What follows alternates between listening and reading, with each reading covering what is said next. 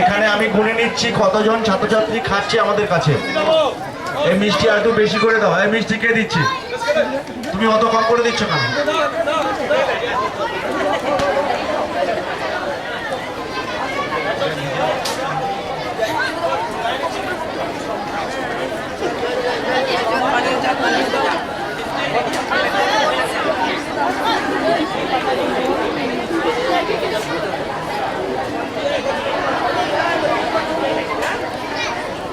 যে সমস্ত ছাত্রছাত্রীরা দেরি করে আসছো তাদের জন্য বলছি, আমরা সমস্ত ছবি করে রাখছি।